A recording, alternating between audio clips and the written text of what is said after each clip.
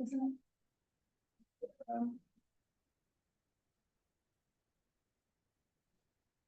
So Look at your actual invoice, because it was 83 cents. I'm trying to see if there's a recording in progress. I think you said you needed that you know, We ended up being- once it started recording, Did you guys make? it's already on We'll get. YouTube. We ended up buying more at the store. But I gave you regular eggs. I'm trying to remember if you did too or not. You're actually, it might be 8 cents. I'm trying to see if there's a recording in progress. It's starting to fit in. It's already on YouTube. We ended up buying right on that. I gave you regular eggs. You did too or not. It might be 8 cents. Quite the delay. Yeah. Okay, so I think we're recording, so whenever you want to call it to order. Joel. It did say on my end, it's being streamed and then I had to hit OK. Thanks. Thanks, Brenda. All right, perfect. Well, good evening. Today is Monday, May 11th, 2026 at 5 p.m. We will not call to order the Public Safety Committee meeting to order. Present in the hall is myself, Chris Duback. Caleb Garn? I believe we have Donnie online. Yes. Well, first off, I would like to give a warm welcome to our new committee member, Caleb. We are lucky to have you. And I'd also like to say thank you to Chris Marino for his dedication and service and leadership to the board has been very invaluable over the years, particularly to this committee. So thank you for this. So why don't we go ahead and start with the agenda, Public Safety Committee minutes of March 9th. Not having been here previously, I'll assume everything's in order and make a motion to accept as submitted. I will second that. They look good. So we have first and second. Any discussion? All in favor? Say aye. Aye. Next, public comment on agenda items, 2 minutes per person, 14 minutes per topic. Do we have anybody, members of the public that like to speak? Or anybody online?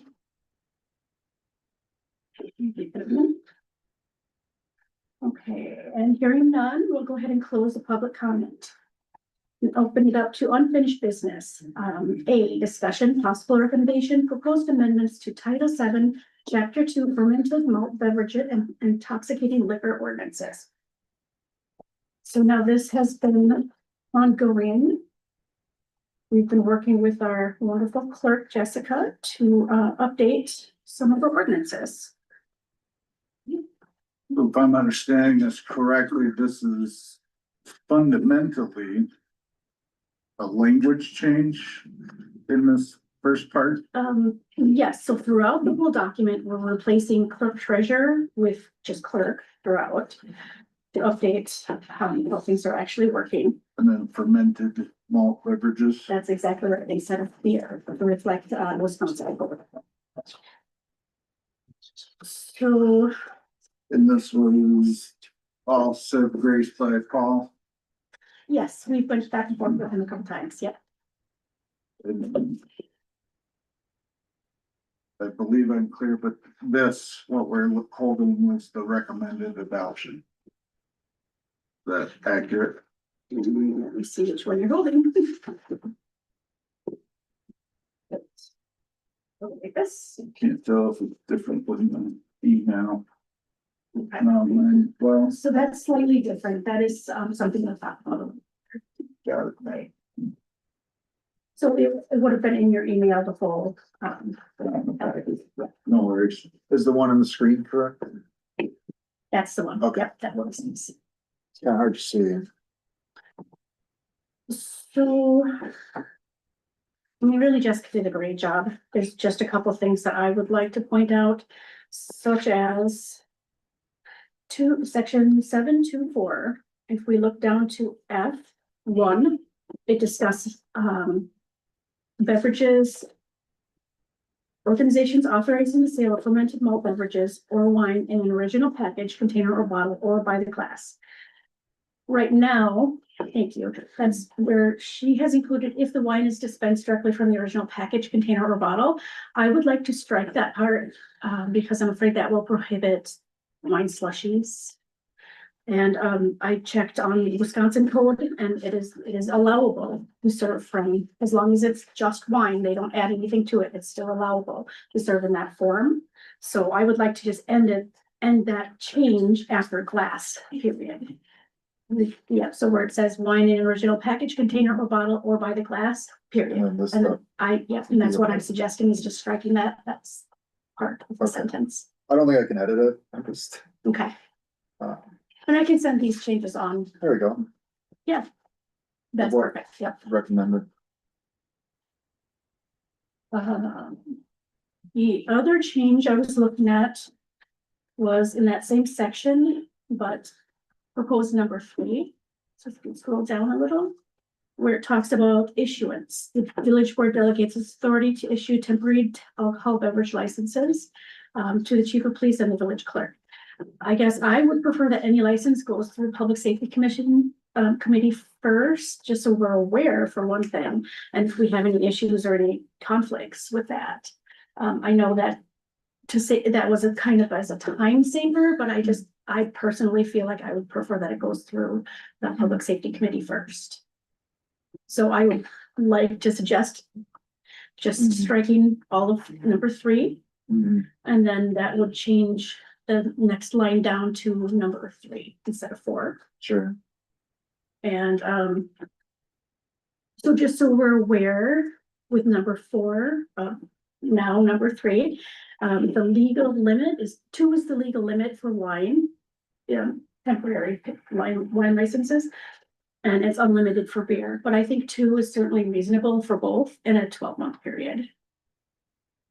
So I guess my question on the previous section 3. I have no, my question is, should it remain with the addition of the safety committee?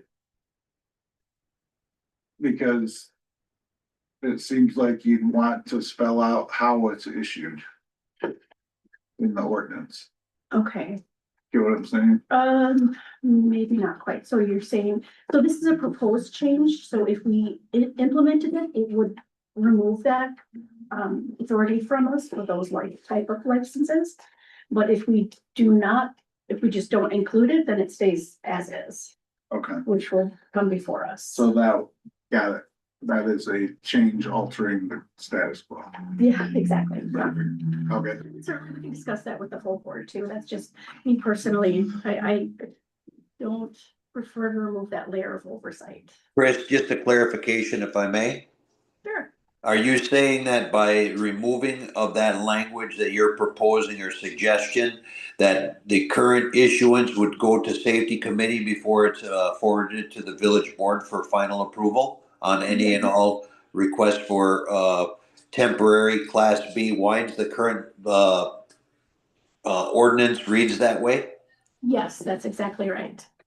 And where does it read, that? Because if it does read that, was that strucken out in this proposal? So I guess. Actually, that's a good question. So one other.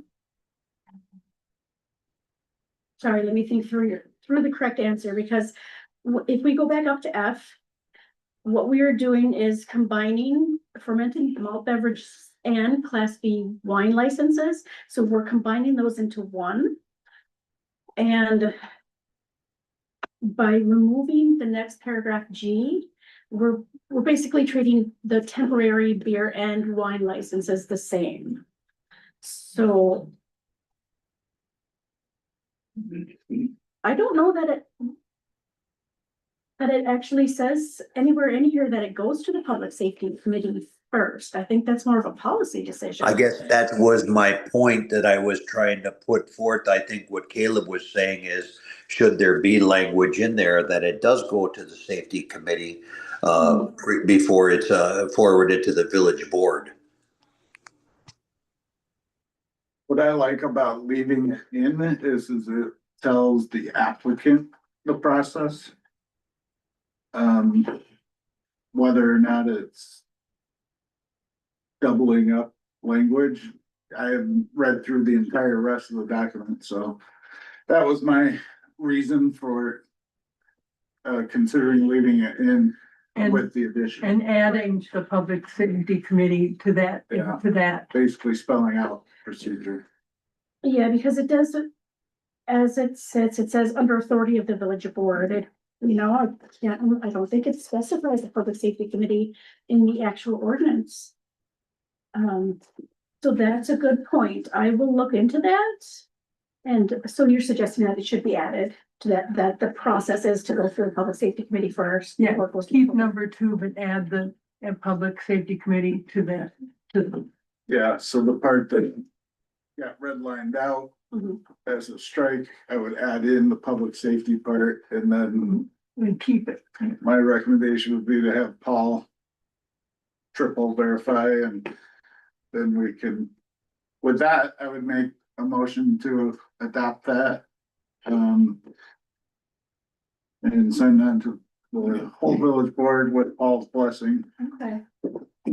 So you're saying that you would prefer that those temporary beer and wine licenses go directly to the board rather than PSC first? No, No. I'm saying they should go to PSC first, so we add that language. So it's very clear. So Yes, keep number 2, but add the step for public safety committee to the 2 that was originally there before it got struck out. Where it says application, So we're talking about 2 or 3, there's 2's up here. Yeah. Okay, I was gonna say, I'm confused too. make Was that 3, yeah. unstricken. okay. usually it pops up, I'm having a hard time, I'm doing that. yeah, So it's 3, I'm sorry, I can't see it from here, but it's 3 that we're keeping. I just can't see that. And I don't have it up on my own. Just kidding. So keep 3 and add the public Public safety safety committee committee. to the process. Yeah, that's probably a good idea. Make it very, very clear. I agree. Do you see limiting? But to just to licenses? understand that, I think what you guys are saying is that the village board delegates the authority to issue those licenses to the public safety committee after review by the chief of police and the clerk, right? No, not exactly. The public safety committee reviews them first and then they go on to the full board. So, and it's actually the clerk that issues the license under authority of the full board. But we do the legwork and make sure everything's good before it's presented to the full board. So my understanding, or how I think it should work is 2 things could be happening at once. The clerk, the chief could be doing what they need to do on their due diligence end, while it's also being put to the public safety agenda simultaneously. And then once all 3 of those entities say grace, we move it to the village board for the final yay, nay. That makes sense, Donnie? I'm fine with whatever you guys do. You're the committee. I was just trying to get understanding of it, that's all.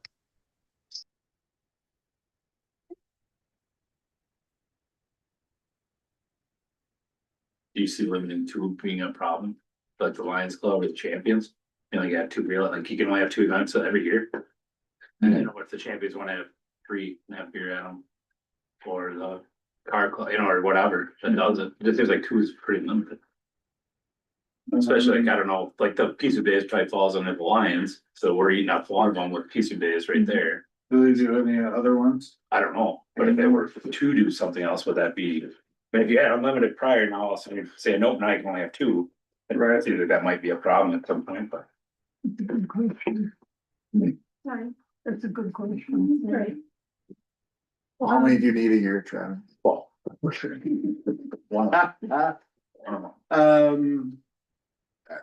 I think Yeah, I guess I don't know where.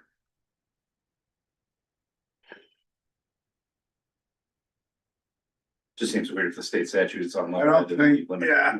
Unlimited for beer. Right, for beer. Yeah. I understand why, whatever. I get that, but if like beer, I mean, it seems weird to limit it if it's the states like, you know, unlimited. Right, I think the intent was just to be consistent. Despite which type of alcohol they're serving. so this is saying beer is unlimited, wine is too. No, this is the order, what is being suggested is to limit for both.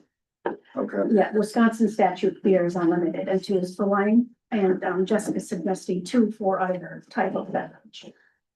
So, yeah, I had tossed that one around myself, but then I was thinking back to the organizations that really use these every year, and they usually only have one event. But if they wanted another, they could still have another, but we also don't want too many, temporary licenses. I think it's fine to leave for now, and if it becomes an issue, we can revisit as a board. I believe the Lions is only using one. Champions as well. Mhm. The hockey association, I don't know how many times they have, they do tournaments and pull beer picnic license for that, at least Do they? once or twice. Still? They do like the alumni tournament, usually they have a beer license for that one. You probably know your meetings, probably go through. I don't think they do. Yes, there's beers at least. I think That's what, I'm pretty sure I've seen it on the agenda. beer may be consumed, but I don't think a license. has- Well, they might not be selling it anymore, then maybe. That might be it, maybe they There's just. definitely not beer the last few years, so. Can I say something? Yes, So it's state statute that limits it to 2 per year. got it. So I just included the language in there so they don't have to reference the state statute. Perfect. That makes it easy. Thank you. Yep. Okay. So if we can go back to G on page 3. So basically, we're just combining those again for consistency. We're combining the temporary class B wine and class B beer. So this language is just superfluous. We don't need it.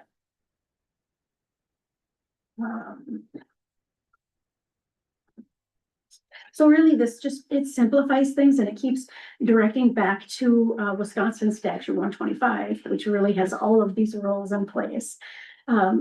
I see that she's referencing the Somerset fee schedule rather than the exact fees because fees change, and that way we don't have to change the ordinance when the fees change.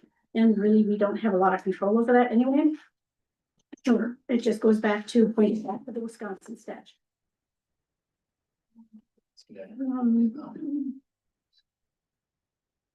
So one one thing that I would like to address is 726. Under E, we have a local ordinance quota that's in place. And it was implemented back in 1984. The village has grown quite a bit since then, and I think it would be appropriate to allow more businesses, this is liquor stores and grocery stores, convenience stores to sell alcohol. And at this point, we're limited to 2. And this has caused some problems. We don't have enough of those A licenses that we should be giving out, and instead have been giving out the B licenses, which are under a state quota that we can't control. So I propose that we eliminate this local quota. So, and also we're eliminating problems with competition, because why should one business be able to sell beer and wine and the other shouldn't? I just think this kind of evens the playing field and makes it more consistent. So that the new language in the green just is a straight follow the state statute. Exactly. Perfect. Yeah, and that's exactly right. And that would hopefully eliminate some problems. Would it behoove us to actually put the state statute in there? And again, I'm only considering applicants that might pull this Mhm. to try and understand how to apply and why to apply, blah, blah, blah. Right, I mean, that's something we could talk about, we could leave the number 2 in, we could remove 1, which is talking about our local quota, and leave the 2 in, that talks about the class B quota restrictions, but again, if that state statute changes, then we have to go back and change our ordinance as well, so. Well,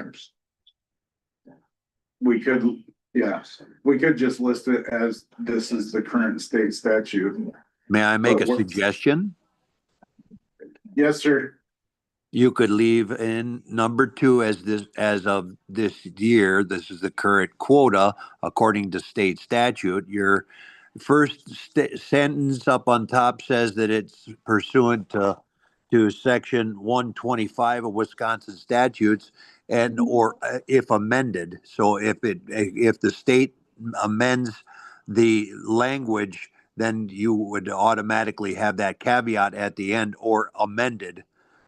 As of current, you'd say, this is what the current language is, or amended. So then you know what that would be, and you wouldn't have to necessarily change the language or the ordinance if the state changes it, because you have that amended if the state amends that language. And still refer the people back to 125. Correct. Correct. So We've you, never put this on the board agenda again. so to Caleb's point, where he's saying, you want to have the amount in there of how much, under 2, per whatever. So if the current state statute says this, but if it's amended, then it would revert back to Wisconsin's, everything reverts back to Wisconsin 125 anyways. I can make that change and send these on to Paul and make sure everything's good, sure.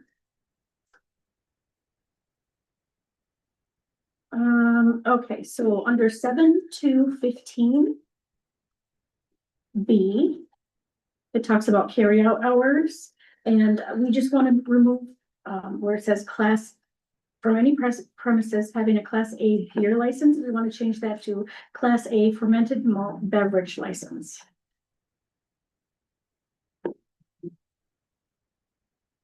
So is it as reads, correct? Not quite, where it says beer, it actually should say fermented malt beverage. So, not here or somewhere else. Can you read again? From. You're in the right spot, Chief. That's right, Okay. yep, and that beer should say fermented malt beverage. Okay. Non-intoxicating liquor, just this should be moved For, here. yes, exactly right, yep. Okay.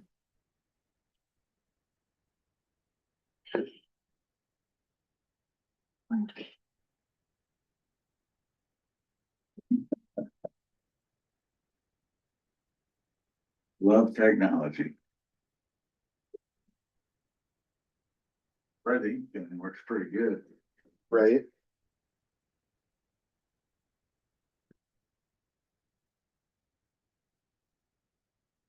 Make sure over here today for the secretary.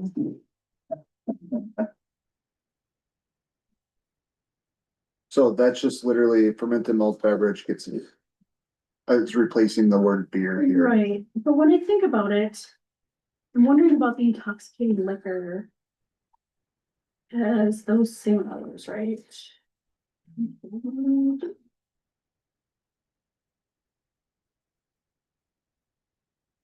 Um.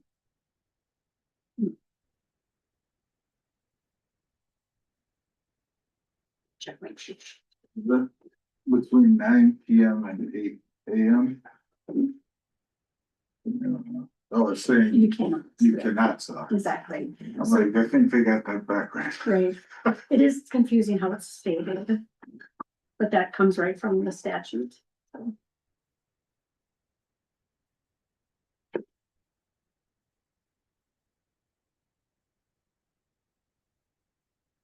You know what, I think we want to leave, when I think about it, I think we want to leave the intoxicating liquor in there. Let's see. Hours.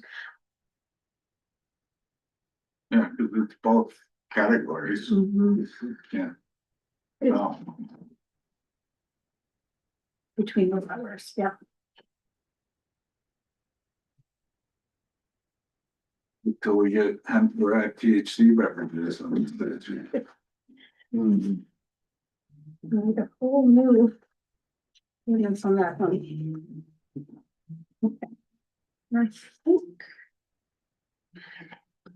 Okay, so again, if we go to 7.2.33, we're just referring to the Somerset fee schedule and removing things that might change the exact dollar amounts, which I always like to refer to the fee schedule.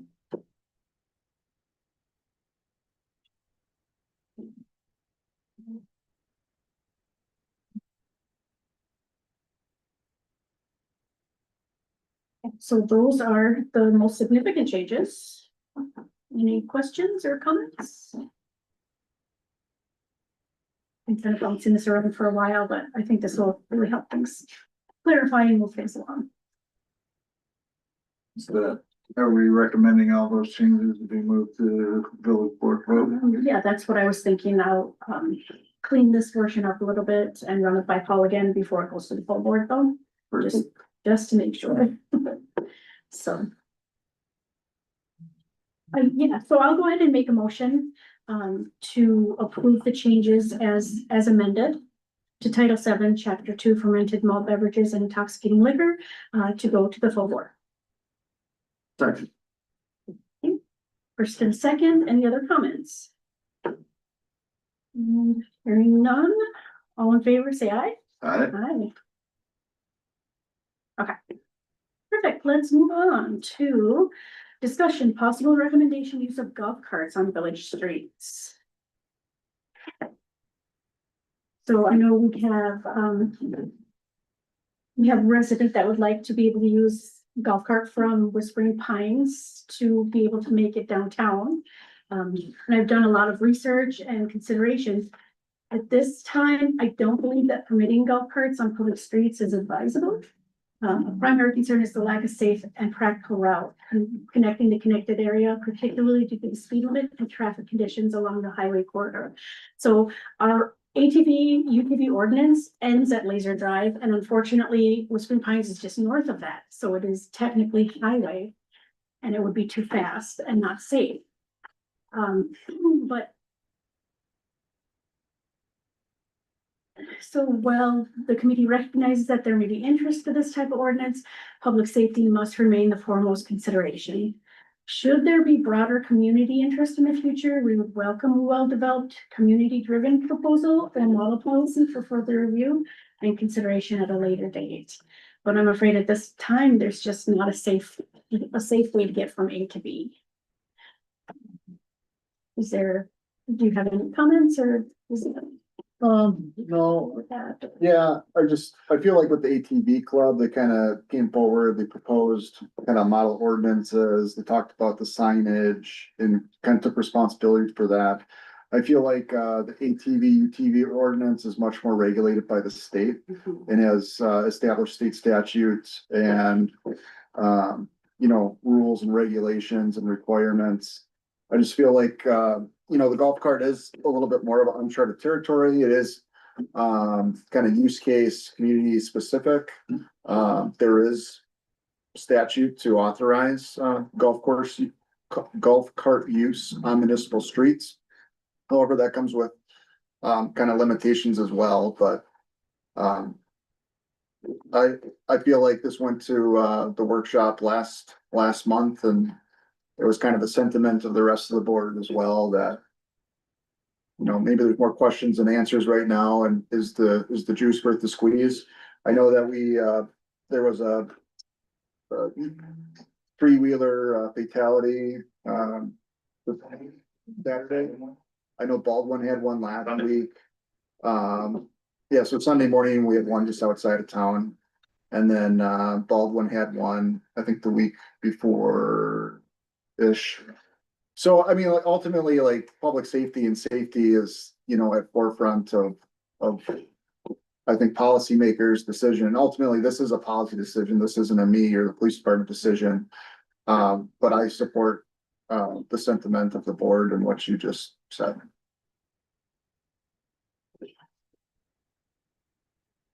Nickel and the walking path on the new path. I don't. What are believe the that- limitations on that?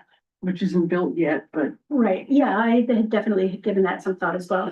So for one thing, I just worry about pedestrians in any, like even e-bike or scooters or anything, you know, with pedestrians in that same path. I know when I was researching other communities, they almost always say no on the walking paths, that you have to actually use it in the street. You know, obviously each community is a little bit different, but that was pretty well established that they could not go on the walking paths. So yeah, and we don't have any walking path rules yet, do we? Well, I'd say there's an overall ordinance that talks about, one, not driving play vehicles, and two, not driving on sidewalks, or pathways. Okay, It's separate from like the Wisconsin State statute definition of a highway, which would include like the parks, like the streets that go down, like in Village Park is still considered a highway by state statute, but I believe the path would still be kind of covered under the catch-all of the sidewalk. I didn't know, I mean, Yeah. and if it, and because it's just getting built, there's gonna be questions about what will people wanna do on it? absolutely. Do the electric scooters and bikes qualify as play vehicles or? Yeah, so we do have like a handout that we do give to some parents and some violators of our current. So Wisconsin State statute does define like class 1, 2, and 3 e-bikes. Typically, if they can go over 20+ miles per hour, it's considered like a class 3, which would require a driver's license and rules of the road. We are having issues at the school. There's a path that connects the meadows with like the middle school, for example. And we have these class 3 and above, essentially, electric dirt bikes that are kind of buzzing people within inches. And like, 30 mph versus someone stationary is room for disaster. And we're addressing that pretty aggressively on a case-by-case basis. And in the school, it's easy because we know where they're going and we know where the bike ends up. And then we're able to track down who's got what. And there's a lot of parents that reach out ahead of time about like, hey, we're interested in buying this $3,000 machine for my son. Like, is this within the realms? And we're able to help provide some guidance there. Gonna be a new set of issues. Dare I speak? Please. This all started whenever I asked, if I come out of Whispering Pines, cross 35, go straight over, take that street down, and come back and get on this new trail that just put up here. All I wanted to do, take the grandkids, with all the safety and legal things and everything else that's on it, take them down to Dairy Queen and ride them back up on that path onto the road, then cross over 35, one-shot deal. And you're saying that's not allowed? It's the crossing the highway that's really concerning, unfortunately, I mean, people are really speeding up there. And it just doesn't seem safe. So even for like ATV, UTV, like if you're in a juvenile under 16, you gotta have a helmet. You gotta have a full DOT regulated helmet to be worn. So I don't know. I mean, there would be all sorts of, there'd be an ordinance. I feel like Prescott's is the closest one that I saw that we could attempt to use as a model ordinance, but yeah, it's currently with our current ordinance, it's not permissible. So I can ride out to the stop sign, turn around and go back in Whispering Pines. Our current ordinance says that's not permissible. No, I'm not allowed to ride it in Whispering Pines? that's the way our current ordinance reads. You're not allowed to ride it anywhere in Village Street.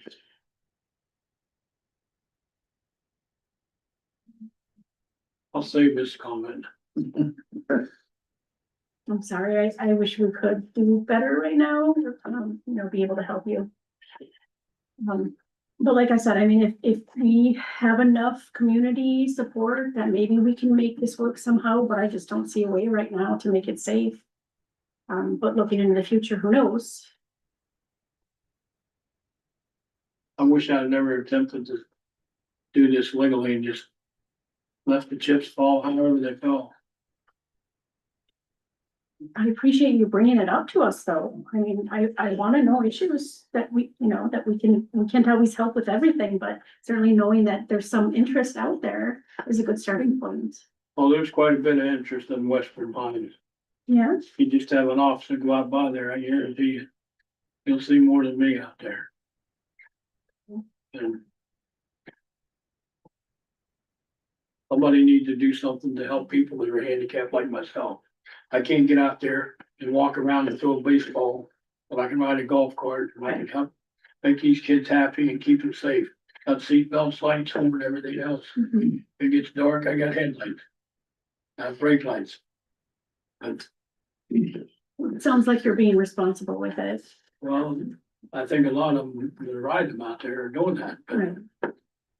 mm, Right, I just don't see a way to make it happen legally right now.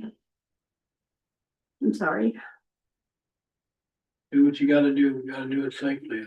and that's it, And yeah, I'm all for that, believe me, I am. right. Yeah, I'm glad to hear that. I do appreciate you bringing it to our attention, though, and it's not absolutely positively, no, it'll never happen, it's just, it can't happen right now, Okay, yeah. Yeah, especially because with it being a highway, you don't have control of the speed limit right there. So we just have to follow the laws. well, if I could ride it inside Western Pines, I'd be happier. Anything, I wouldn't cross the roads or any whatsoever, but now you're telling me I can't do that, and that's. Really, what have I got a golf cart for? What am I gonna do with it? Right, You know, sitting in front of the yard and decorate it? But that's not happening, right, you know? There are federally regulated, low-speed vehicles, which is essentially like an extension of a golf cart. I mean, that might be something, I mean, you gotta title it through the DMV and it gets a license plate and a low-speed vehicle branded license plate. I mean, that might be an option if you wanna look into that, but, like that would require a new rig. right, something that we under ADA. I was informed you would put a safety triangle in it that makes it legal. Yeah, I You heard that. listen, Donnie? I heard that in the last meeting and, I don't think that's accurate. But we can address it on a case by case basis. Okay, Okay. So, why don't we go ahead and move on then to new business? A, discussion possible recommendation, public safety campus feasibility study for police, fire and EMS future needs. Now, I know you've had some information about that. Yeah, I'll see if the joint letters here. So.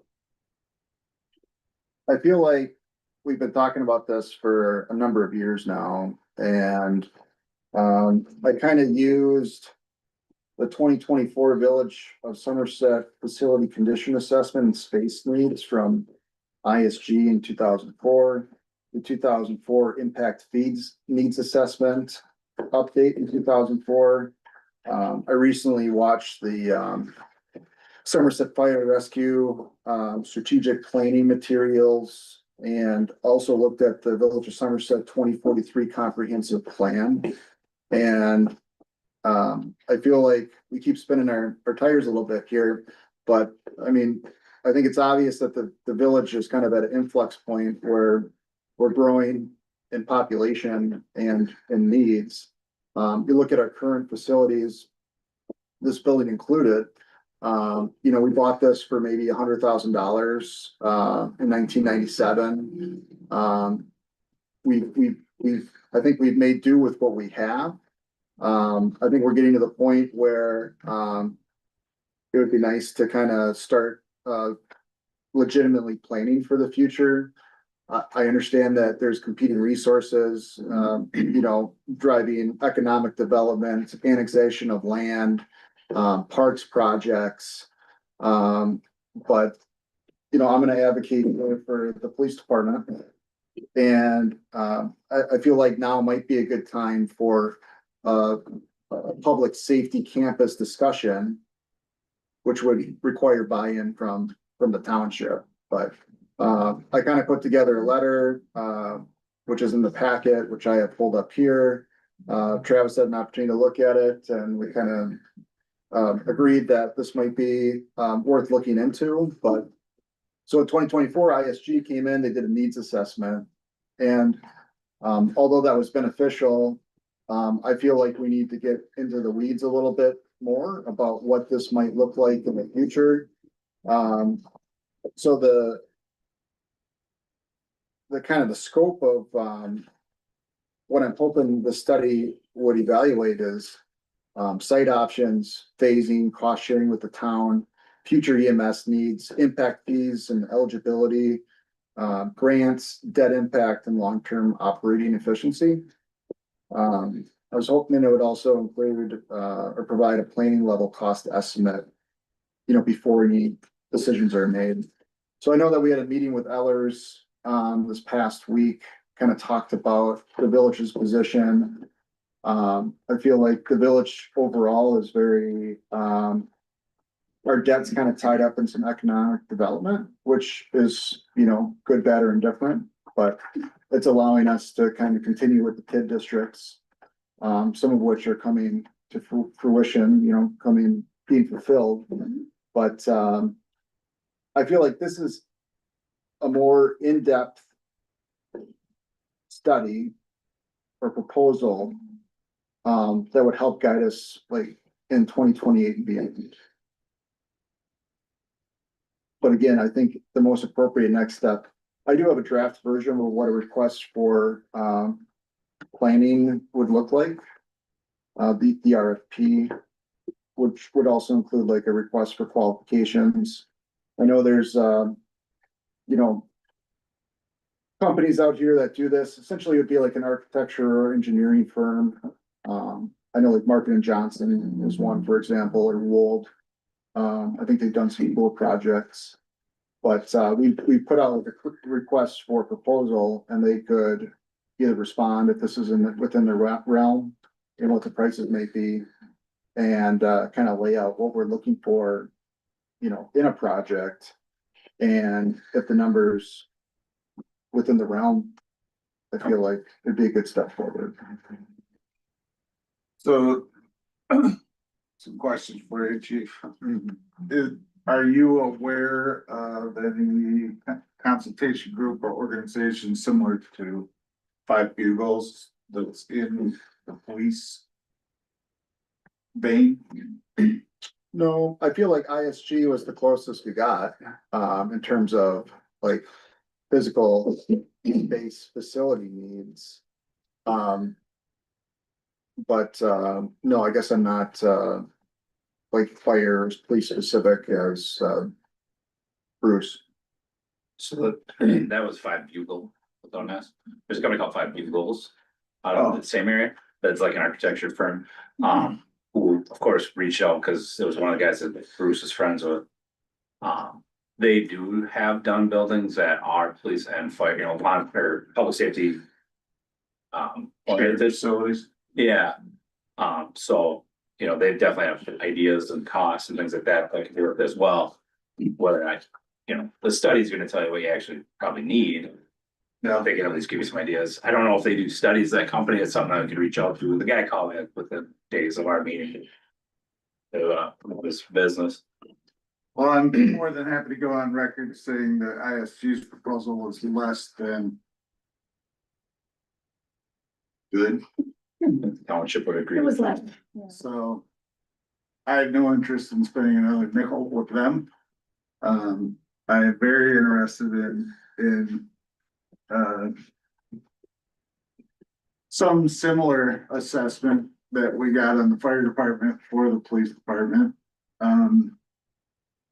I would love to see that report and maybe even help guide or select how we do that. I also want to get on record stating how valuable and important I believe the effort of a joint public safety building is to our community. Not only today, but for the next 25, 30 years. As a somewhat recent transplant from just across the river, one of the main reasons my family and I chose to leave the Twin City environment was specifically public safety. It was public safety run amok, and I think it's vital to our economic growth, our community pride, our community involvement and loyalty to make sure we put the right face toward our citizens with what we believe about public safety here in our community. So I just wanted that to be officially on the record and make sure that we're exploring every avenue to get this accomplished. We totally agree. Yep. It is so important to our community, and we're growing, so obviously public safety has to grow with that growth. You know, so yeah, definitely. So, I feel like, spending more money on a police specific, plan could be redundant, especially if you look at like our 2043 comprehensive plan. I feel like, there's a deep dive into the police department or function, in the 2024 impact fees needs assessment too. Did you guys have a strategic plan up to this point? No, this is our first ever. We've, Yeah, as Jan said, the problem we've always had is we're co-owned. right. So the town has had a comprehensive plan, the village has had a comprehensive plan, the fire department's just kind of the stepchild in the middle of those two. Yeah, Never been part of it. right. So it was my push for the last 10+ years that we need one, and so now we finally got one. And now we have to hopefully act on it as well. And I would argue that, they were trying to fulfill that among other things, where a consultant, and maybe there is a consultant that come in and do like a more in the weeds for the police department side of it, but I feel like it's already been fulfilled in a way. Sure, and I'm fine with that. I'm learning as this process moves along. My only comment with respect to that, chief, is I want to make sure that if we jump off this cliff, that we don't miss anything that should be a part of this future facility with respect to the police department. I don't want to have any big misses. I don't think we will, but even several small misses in my mind adds up to a big miss. Sure. So I just want to make sure we've got the best and thoughtful minds that we can muster, analyzing this and helping to guide it to fruition.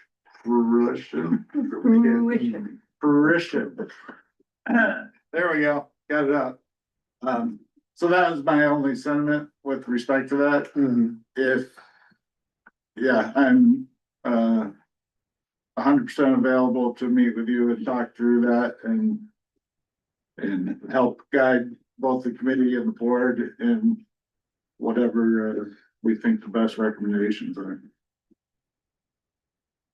So logistically, like moving like beyond this, I feel like looking at a draft request for proposal, RFP would make a lot of sense, right? Yeah. And then I also think that we should get present this to the township to see what their appetite is for sharing some type of additional study would or could be. And then, part of this request for proposal also will explore site locations, grants, independent fire department versus independent police department versus a combined facility, presenting the pros and cons and et cetera. So I feel like we wouldn't be married to anything per se, but it would be kind of a much more detailed grasp than what we got from our previous study. And a part of me is like, I don't want to keep doing studies about studies about studies. And I think there's room to build off the previous study. But I think yeah, this is a huge deal and it's a lot of money and it's taxpayers' money that shouldn't be just frivolously or off the cuff, decisions we made, so. Yep, I think the right approach there is to take the existing one we have as a stakeholder group, everyone involved, say, here's what we liked or didn't like about this. Here's what we hope you use as launchpad to build off of, and we hope to find some savings in that. And release that as part of the RFP. Which I already have in this draft version, I could pass out. It's just so wordy, you know what I mean, like hidden in the weeds. Might not be appropriate now, but I feel like it is a legitimate next step. Do you have a time frame laid out in your draft for your request for proposal to get something back in? Are you looking at next 3 to 6 months? Right, it kind of lays out the timeline, and I feel like 3 to 6 months was within the realm of what's stated. But I mean, I guess the other side of that too is, you know, I think we should probably maybe identify a timeline. Because maybe 2028 and beyond would be more doable from the village side than something sooner, or if we want to push it later. And maybe we're having this conversation too soon, but I don't think we are. I think two things can happen at once. And you know, as frustrating as the public government world is for me as a private business owner. The pain and suffering of making this a longer process is too much for me to bear. So I think we can fire at least on 2 cylinders at the same time. I think it would make a lot of sense to, in fact, I'll make a motion to recommend this or send this to the village board for consideration. I'll second that motion. The longer we wait, the more expensive it gets. I've already hit that bullet 30 times over. Unfortunately, yes. I've got to leave. Thank you for coming, sir. See you again. Mhm. Okay, so we have a first and a second. Any other discussion? Travis, you want anything to add on this, or? No, I think you're doing the right thing. I mean, obviously, we gotta figure out where the township and if we're gonna need to or not, how it looks moving forward. I think we have to have this discussion with them sooner than later anyway, but let's throw 3 balls in the air. Juggle. I just sent that Jim Schmidt, the contact of that company, just a quick email that just asking him, telling him what we're trying to do, so. Right. Yeah, terrific. Okay. So we have first and a second, no further discussions, all in favor, say aye. Alright, Aye. Terrific. Yeah, let's continue this conversation then. Keep it going, right? yes, Okay. So next we have discussion, possible recommendation, warning lights quote for Peace of Days Parade, traffic control equipment. so yeah, I mean, this whole conversation got brought up, regarding like safety and parade safety, kind of what, we require some other, folks to do, for example, the amphitheater. In their state statute that supports, you know, if there is an event that's in town that causes significant delay to normal traffic, that there be some type of traffic, management plan. And, we've traditionally been, kind of thin when it comes to, the Pea Soup Day Parade. We don't necessarily have the proper signage from a streets department perspective that are DOT regulated or up to code, if you will. We're looking at mitigating risk, liability, and exposure in these events. We recently went to a few different trainings, one of which I I saw a pretty extensive debrief of, the Waukesha Christmas Parade, event that happened on the southeast side of the state where someone drove through. And, it was a tragic event, but, so, we wanna make sure we're doing it right. We wanna make sure we're doing it safe. A previous public safety committee, we kind of tabled the approval of, the street use permits. So we could work with the Lions Club, to kind of figure out, some improvements that we can make moving forward. And I feel like we've had some really good, meaningful conversations. We talked about advanced, signage, advanced notice, volunteer support. And a part of this was, getting a quote from like a third party that does this for a living to kind of put in, the proper signage, with the proper road closed sign, road closed ahead. You know, the original idea was that, we might get some message boards as well, but, we're gonna be using some of their message boards, instead. So I feel like this is kind of like the bare bones, kind of a quote. And it came out to right around, right, $935.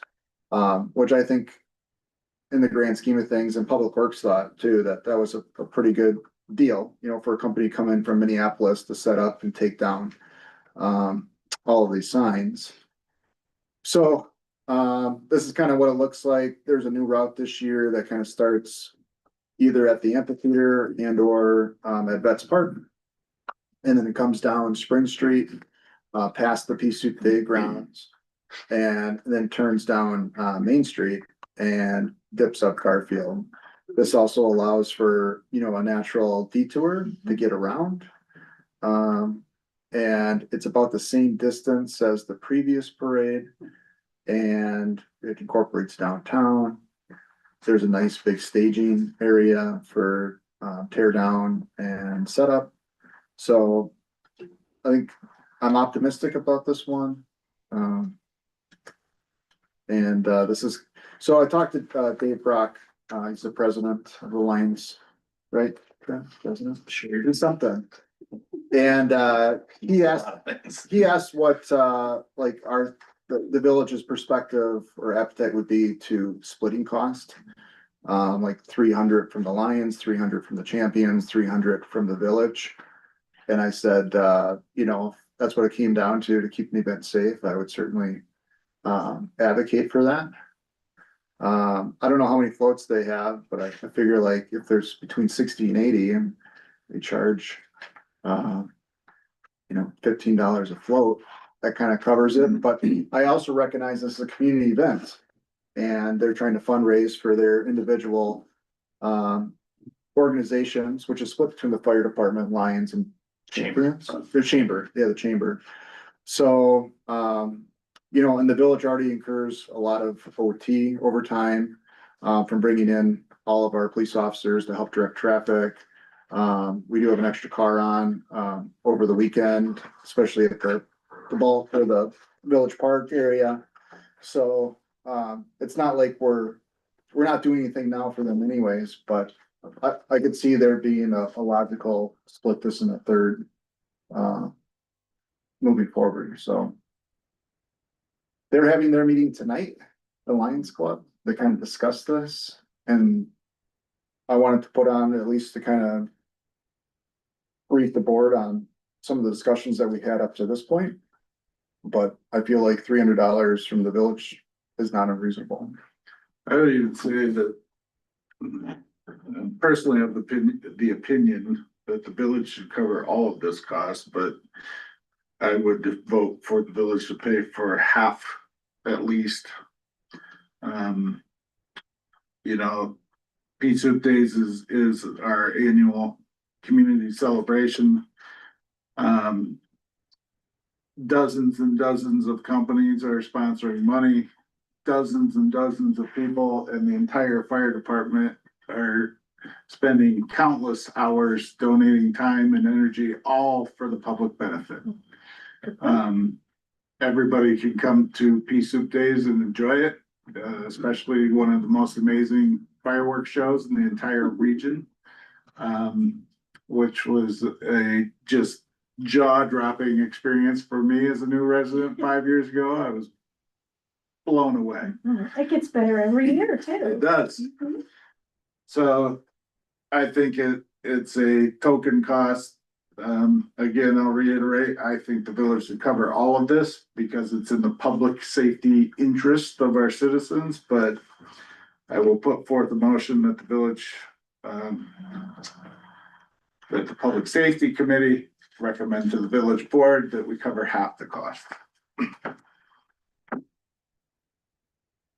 Okay. And you're saying that the Lions are meeting tonight on it? Right. We'll discuss it. Like I would, and Chris and I talked about this when putting this on the agenda, I would be in favor of the village buying what's required on here, the road closed signs that are up to standard, the road closed sign, advance notice. Some of these barricades, we have barricades, some of these delineators, like now we have a nice professional blueprint of what we could use to follow. Right. But again, I feel like I'm overstepping my department. I feel like this might be a better streets or public works discussion and then public safety, but I feel like at the end of the day, like it all kind of, it boils into the same cart. It's like public safety. ultimately public safety Right. because we're stopping, rerouting traffic and so forth. If you can, Joel, ask them or find out what it would cost for us to buy this list of shredded goods. As a part of multiple civic organizations, I would work to find a way to purchase those. Right, So they are part of our ongoing use and arsenal. Right. I would be in favor of that as well. If at all possible, we're spending money, let's invest into things that we're going to use year after year, right. if at all possible. Well, reach out to Bob, ask him what it would cost. We could build a new public works shed to put it all in. Or we'll take an old one from the fire department. Okay. So at this point, was that a formal motion, would you consider that the village pays for half? Yes, Okay, that's my recommendation to the village board. okay. So logistically, I didn't mean to interrupt, but logistically, would it make sense for this invoice to be in the village's name? Currently, it's in the Lions Club's name. I didn't notice that. Yes, I feel like that might be easier, especially if we're splitting costs and the village isn't cutting a check one way versus the other. right. Yeah, I would be fine with that. I guess I just hesitate to put a percentage down without talking to the Lions and seeing what they're willing to put forward. So, preemptively, I think they were under the impression that they're gonna be responsible for the entire bill. And then this, literally minutes before the meeting, Dave talked to me and said, well, how does splitting it 3 ways sound? So that seems reasonable. And, so that's kind of, I think what he was gonna be presenting to his club. Okay, so the third would be the chamber? Did you say? Yeah, Okay. or the fire department. Or the champions. Or the champions, yeah, I don't know. Somebody will kick in something, I'm sure. That'll come out of the radio budget. Never mind. So are those rental costs or those, Yes. as opposed to purchase costs? Exactly. And we About don't- $1,000 to rental. But we don't have any idea yet what a purchase Right. cost would be. Just About $2,000. Probably. Is that what you're saying? Oh, okay. Yeah, come on, let me wise and pound foolish. Yeah. Exactly. It goes to half. Problem is probably purchasing it in time for this year's event. I'm guessing Mhm. too many Train works. too many things to sort out to make that happen. Yeah. So that's We're a couple weeks out. Mhm. Did we vote on them? Yeah, I will go ahead and second that motion. And put it forth to the full board. Any other discussion? Hearing none, all in favor, say aye. Aye. Aye. Okay.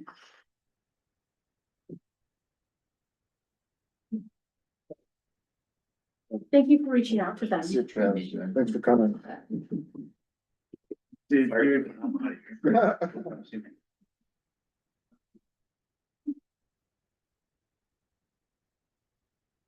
So next we have a whole lot of discussion, possible recommendation 2026-27 license applications. Oh.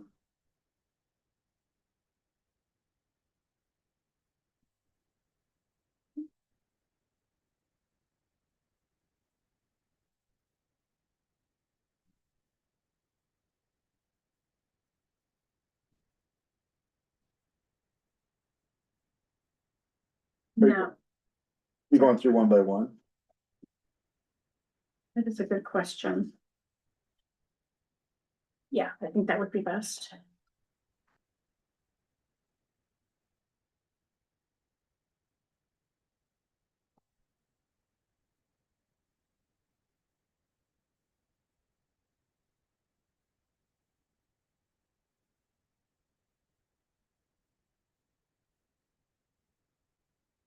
Okay, so now assuming that the change we made with, you know, removing that local quota, that will change these a little bit.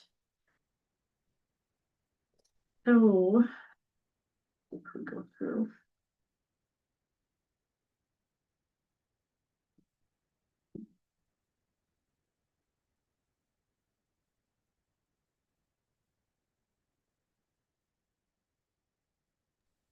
Correct me if I'm wrong, but if things get changed after, they won't get changed until after the ordinance has got to be approved, right? Right, at the full board, yep. So some of these, I don't think we should actually put forward for approval because they'll be a different class.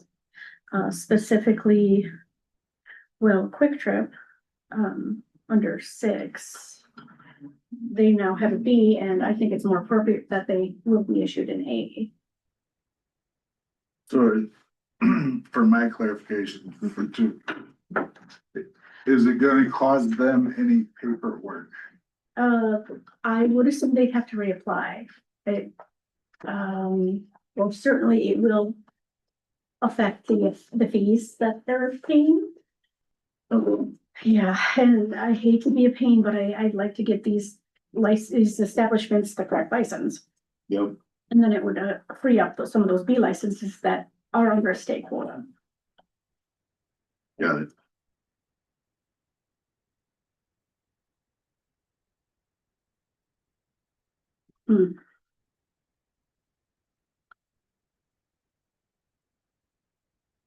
Oh, great, you have it up. Okay, I'm having some trouble getting that document up, Which one? Or for who? the whole document. Oh, okay. Why don't we start, does it start with the ACE? Yeah.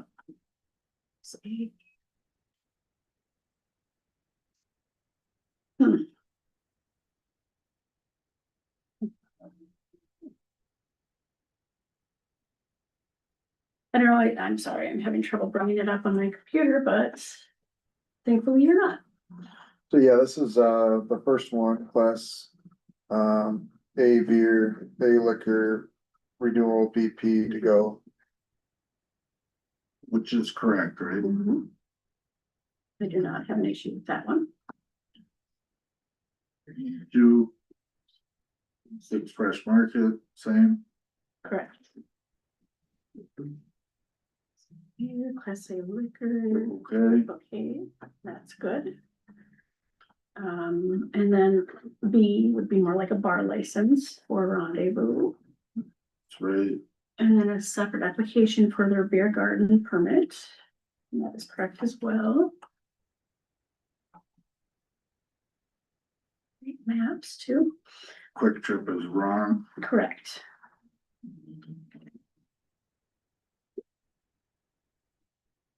So now if I For Edgy Eats, I believe they are now under a reserve license, is that correct? I don't know. I believe that's what I was told. What does their application actually say though? Chris, do you want the paper copies? Mine. That would be great. It's having trouble downloading for some reason. Yes, Edgy Eats is a reserve license. Thanks, Jessica. So that means now they are not under that quota of the state issued quota, is that correct? Well, there's still a quota on reserve licenses too that we can issue, but we have enough of those to issue it. Okay.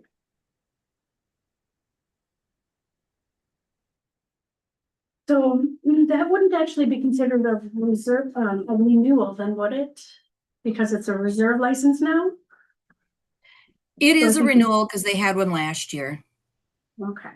So They there should wasn't have, they should have paid last year, but we collected the fee this year instead. Okay.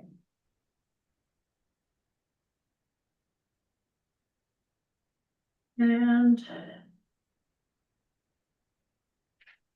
Okay, so the Somerset Amphitheater, B beer and B liquor.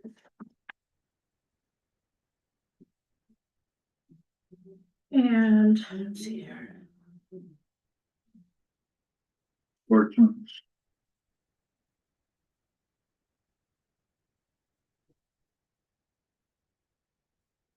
And they have a beer garden permit as well.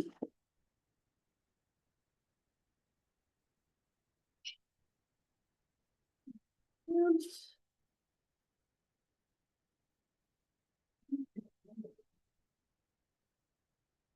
the garden. Class B. And Class B beer, Class B liquor, renewal for General Sands. And it looked like there was a change to the site plan. But they provided a map.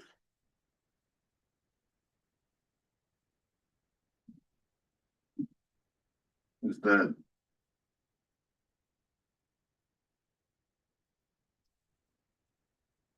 What is that a new application or what, or renewal application? That's a renewal, yeah.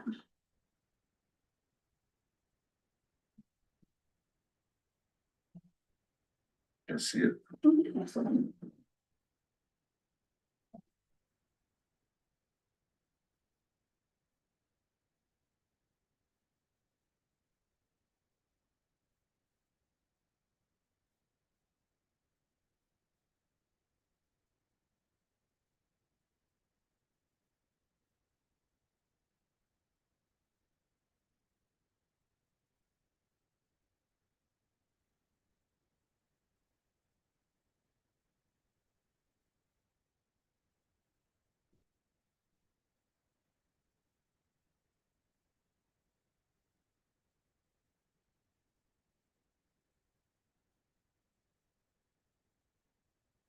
We got another board meeting. Thanks for coming. We're having fun now. See some.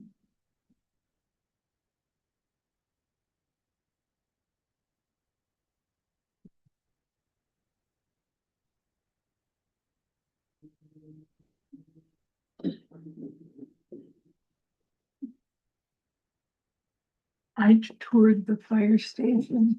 Yeah. Was part of this and I think Is that sometime get a chance to be discussed at the full board?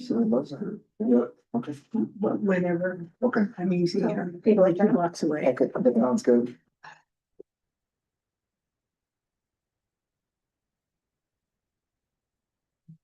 So we'll move on to Class B beer, Class B liquor for Apple River Liquor. And this is another case of that could be an A license instead. But I see they also have a beer permit. Just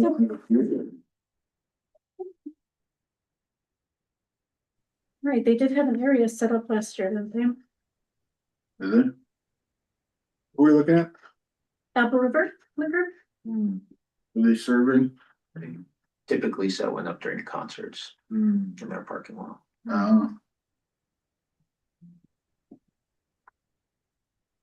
Hmm. So I guess I'm unsure if a class A can also have a beer garden, or if it's only a class B that can have a beer garden. Jessica, do you happen to know? A Or very class well? A cannot have a beer garden. Okay. Okay, so this one would have to be a beer if we wanted to give them a beer garden permit.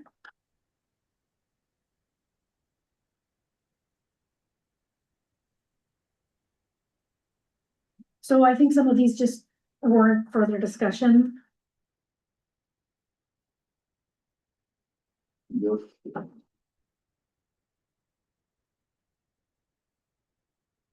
Okay, so next, class B, beer and reserve class B liquor license for the initial application. For the point. And I don't know if I can Please. comment. We initially filled out the reserve license before all of these new laws that you're trying to figure out between the class A's and class B's, what's gonna open. So I believe we're told if one does become open, we're first in line, or we are up for one of the ones that will be opening instead of paying for the reserve. Okay, But it's also kind of waiting on if it's the next board meeting that decides who gets what and what goes where and all of that. So. right, because that's up to the discretion of the full board. Yep. That's exactly right. And then second comment on that is we also filled out a beer garden permit as well, but it's not listed on here. So I just want to make sure that is in the documents Okay. or we have that somewhere, just so that doesn't get skipped for. Let's see. Good point, thank you.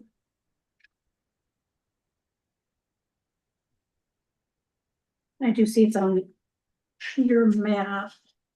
It was that. See that information.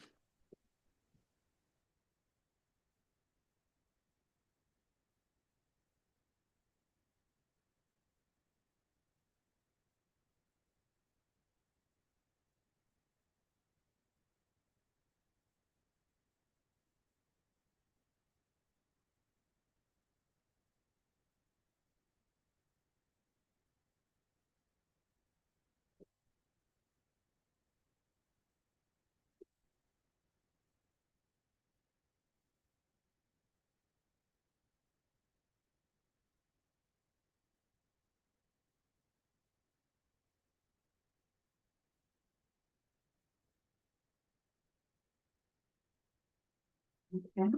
It's rather difficult to make a recommendation then, because we have a few that I think should go to the full board for further discussion.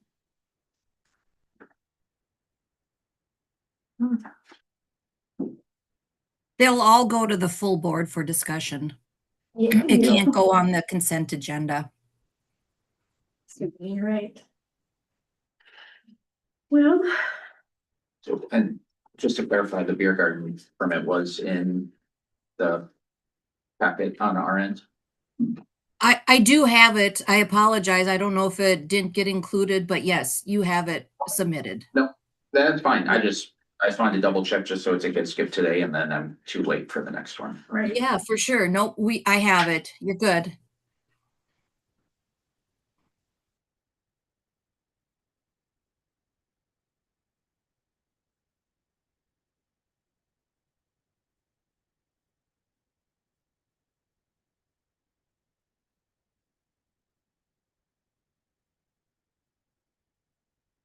Hmm.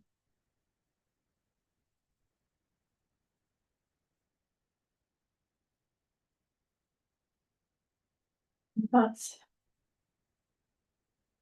It'll get discussed at the village board meeting. Mhm.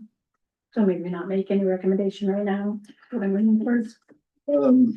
Yeah, I mean, I think we just done with recommendation about accurate A's and B's, Mhm. determined from there. And it's not really a case of accuracy. That's kind of misleading because you can apply for a B license. The two applicants that are kind of not set up as a bar, they can legally apply for a B. I don't even know if they want to apply for an A. Sure.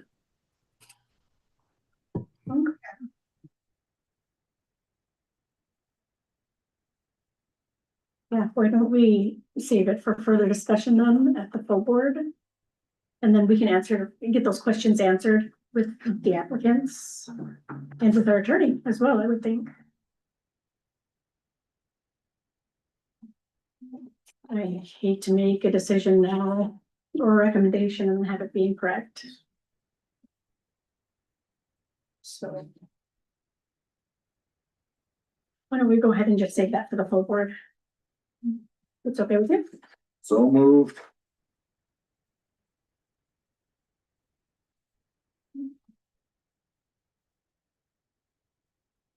Why don't we go ahead and move on then to this D, discussion, possible recommendation, 2026-27 liquor license agents. And let's see here. Just all the agents with the associated license. Exactly, and it doesn't matter which type, as long as they're trained. Yep. And then I see we also have, so.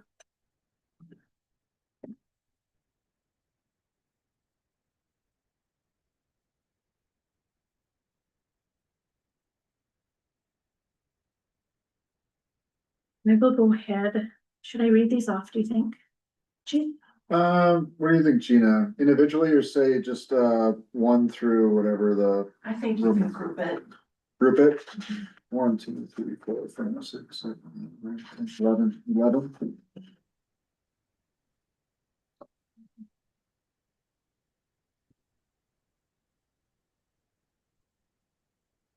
You can list them out 2 minutes if you want. Sure.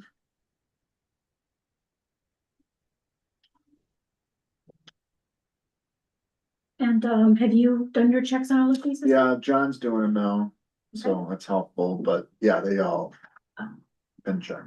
Okay, great.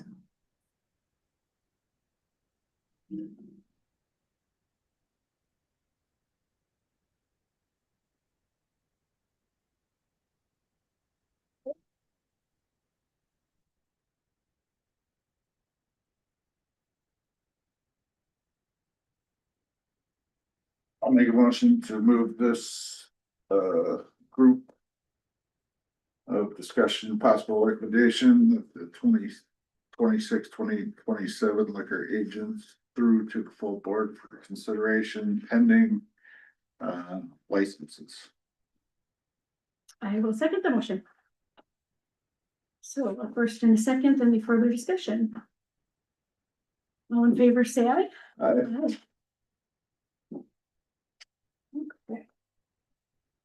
Now on to the municipal court 2026 budget. See you. Thank you. Thanks, Brett. I'll move to adopt the budget report as submitted. So I think we're actually just receiving it. Oh, no motion required. Yeah, exactly. Got it. But I don't have any questions or concerns. Moving on to. Next to the. Sorry, 2026 budget report for the police department.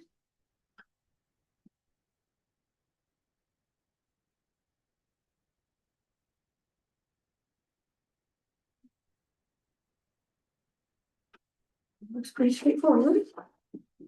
Looks great. Okay. So now on to the police chief reports. So yeah, in there should be the calls for service,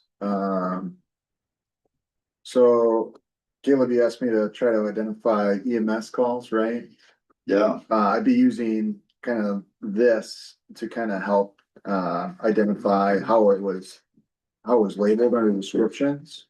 I haven't done it yet, but it's in the tasks for me to do.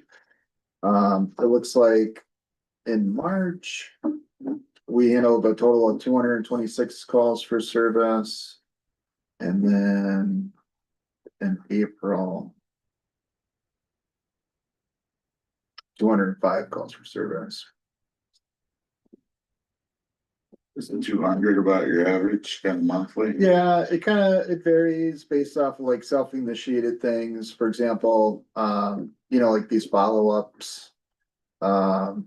We pull a card every time, we meet with a suspect victim, et cetera, a parent. So it might be like duplicated in some regard, but and typically, or not typically, occasionally, I do have a graph that kind of shows year over year and year to date, kind of like but I feel like there's so many variables in there that it kind of it's interesting to see, but I don't know at what point the context is really beneficial. Sure. This may be a really ridiculous question, but in the cities, heat maps were a big deal. Yeah. Do we have anything like that? In our records management system, there is something kind of similar to that. It doesn't really give a good blob, but like if we click on a person, there's like a web of different connections, I guess you could view. To answer your question, no, we don't have a really good heat map. Yeah. And there's We're not big enough. yeah, there's larger agencies that do like they hire their own crime statistics analysis person No, to kind of help yeah, for us. right. Sure. So then we're good for department activities. I haven't really prepared a whole lot for March, but we had a firearms training. In March, we got our state qualification out of the way. In April, we had adult protection, elder abuse training, which we wrote a letter of support for while they were writing a grant to get that training to St. Croix County. We presented at CVTC. Dylan and Alex went down there to present essentially on Badger Tracks, the system that we use to write tickets and write crash reports. So from there, we got some interest from some people that wanted to come do ride-alongs with us. So we had a few students that came up and did some ride-alongs. It is a good recruiting tool. Like, it's not uncommon for local agencies to get invited into a class to talk about a specific topic. In this case, it was Badger Tracks. We had two guys go to the Cirrus training, which is hosted by Washington County, Minnesota, which is a model that Travis and I were trying to get here, but it's an active threat integrated response training, kind of training a rescue task force model where police, fire, and EMS are going into a warm zone to kind of help save lives, stop the dying. It's active shooter based. It was held at Anderson Windows, just across the river. All of our radars have been calibrated and certified. That's a once a year calibration. We do our own accuracy checks daily on our radar systems, but we do this one once a year. We all went through hazmat awareness refresher as well. There's 3 grants that we are awarded. We got the radio grant, which is a match grant, but it's 32,000 provided by the grant and then 8,000 match.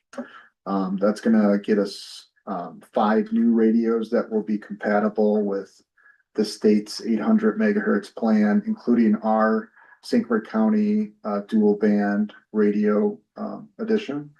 So it's good. We're inching our way there. Each radio is about $10,000 ish.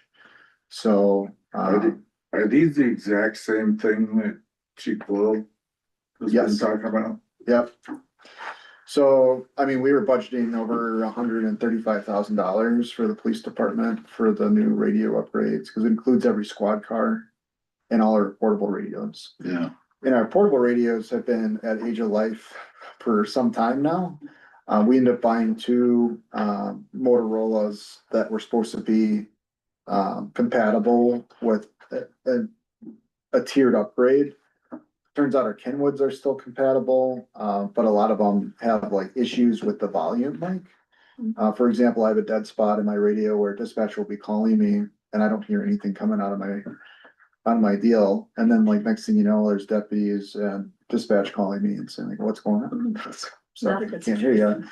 So we're kind of, it costs, I forget what it is. Last time we sent the bin, it was like $600. And we're at the point where we're so close that we'll probably be presenting a budget or a proposal, a quote at the next public safety committee meeting to move forward. We have about a year window once the grant was awarded to accept it.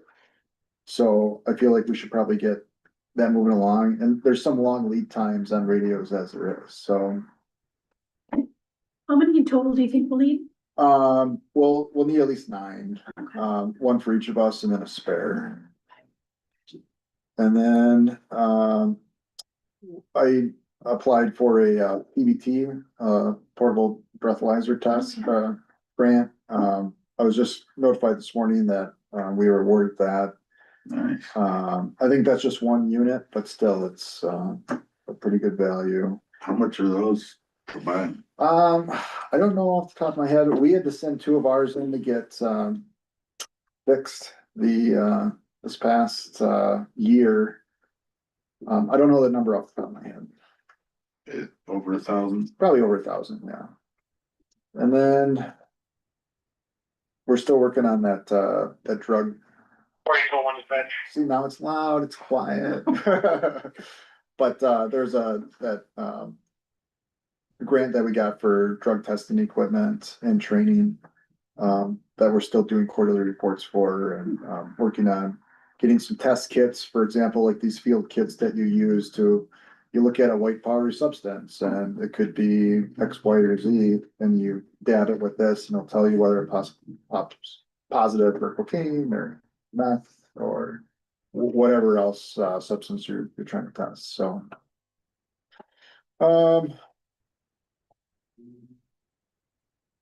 Noah's gonna be graduating the academy here next week, so I'll be attending his graduation. And then he'll start right away, the next day, on field training. That's exciting. Mhm. And then Owen is scheduled to go into the academy on June 1st, so start day. Where is the academy? Well, there's 2. We put Noah through CBTC in Eau Claire. Cause that was the only one that was available at the time. And they're about a dime a piece. They're both around 83 miles from home. However, Northwood Tech in Rice Lake is our in-network one. We had to get special permission from the state to send Noah to Eau Claire. Even though I teach there. But so yeah, it's and we do get reimbursed from the state for tuition and mileage and meals. Nice. So as long as they pass. Is there just one big final exam that you? No, have to it's pass? tiered. It's pretty intense. It's a lot of information at once. Right on. Well, thank you, chief. Mhm. Do we have future agenda items? Not that I'm aware of, possibly purchasing some barricade and signs. Is that a future agenda item? I don't think we'd make that purchase. Public Works? Yeah. I don't think we'd set them up and take them down either. I think they're gonna argue with us, but Did you both- I'll fight that battle. Did we go through the bills? Oh, there's some for bills. I did not. Thank you. There are no bills. I was gonna say, Yeah, Andrea mentioned that on our way out. We Okay, can have them, ready, okay. right. Move to adjourn. Mhm. Second. Further discussion? Seeing none, all in favor, say aye. Bye. All right, so we are adjourned.